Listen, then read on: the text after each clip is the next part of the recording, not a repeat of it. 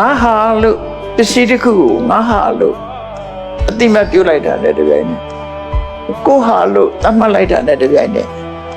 အဲ့ဒီပစ္စည်းဆုံးရှုံးနေတာတော့မှစိုးရိမ်လာတယ်ဆောင်းလျှောက်တော့တာကိုဟာလို့ဆိုလို့ရှိရင်တော့လုံးညောင်းအောင်လုပ်လာကြပြီလေကိုမပိုင်ငယ်ကမဆွဲလမ်းဘူးဥပမာအိမ်အတစ်တလုံးဝယ်တယ်ဆိုတော့အိမ်အတစ်တလုံးဝယ်တယ်သွားကြည့်ပြီးတော့သဘောကျလို့ပတ်စံချိတ်လိုက်ပြီးကိုပိုင်သွားပြီဆိုရင်ဒါအဲ့ဒီအိမ်မှာမဆွဲလမ်းမှုဖြစ်သွားတယ်အဲ့ဒါကြတော့တဏှာဆွဲလမ်းမှုလို့ခေါ်တယ်တခါလူတယောက်ကိုနဲ့လက်ဆက်ထားပဲဖြစ်စေကိုသားသမီးပဲဖြစ်စေကိုဆွေမျိုးညာတိပဲဖြစ်စေနောက်ဆုံးမှကိုနဲ့ယဉ်နှီးတဲ့မိတ်ဆွေပဲဖြစ်စေပစ္စည်းပေါ်မှာဆွဲလန်းတယ်လို့လူတွေမှာလဲငါရဲ့မိတ်ဆွေငါရဲ့တငယ်ချင်းငါရဲ့ဆွေမျိုးဆိုတဲ့အတွေးတွေနဲ့သိမ့်ပိုက်လိုက်ပြီဆိုလို့ရှိရင်နောက်ကပါလိုက်လာတော့ဆိုတန်တမှုဆိုဖြစ်လာ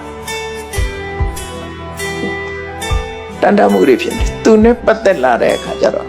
ကြောင်းကြမှုတွေတန်တမှုတွေဆက်လာတယ်စိုးရိမ်မှုတွေဆက်သွက်လာတယ်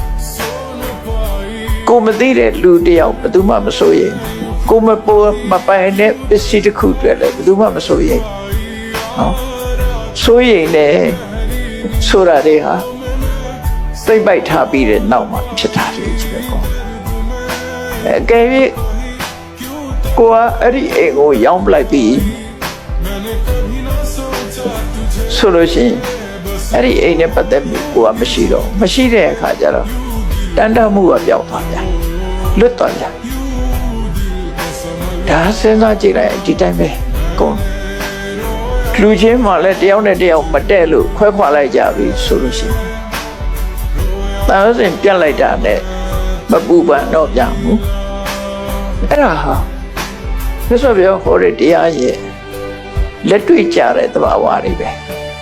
ဒါဘုရားတရားတော်ဆိုတာဒီတကယ်ဖြစ်ဖြစ်နေတာတွေကိုဟောတာကိုကပဲချော်ပြီးတော့တွေးနေကြလို့ကိုကအတွေးချော်နေတယ်အလွဲထင်နေကြလို့ပြဿနာတွေဖြစ်နေတယ်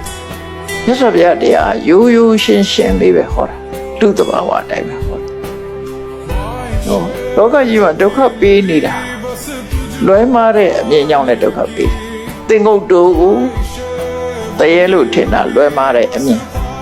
ကျိုးဝေကြီးကိုကျိုးကိုမွေလို့ထင်တာလွဲမှားတဲ့အမြင်ဒိဋ္ဌိကိုပိုင်ဆိုင်ထားတဲ့ကိုနဲ့ပတ်သက်တဲ့ပုဂ္ဂိုလ်ငါဟာလို့တွေးတာကိုကြတော့ငါဆိုတဲ့အတွေးနဲ့တွေးပြန်ကိုငါလို့တွေးတာလေမှားယွင်းတဲ့အမြင်နဲ့တွေးတာ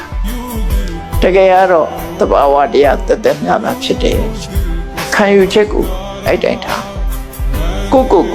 ငါလို့မြင်နေခြင်းဟာလည်းပဲမှားယွင်းတဲ့အမြင်တစ်ခု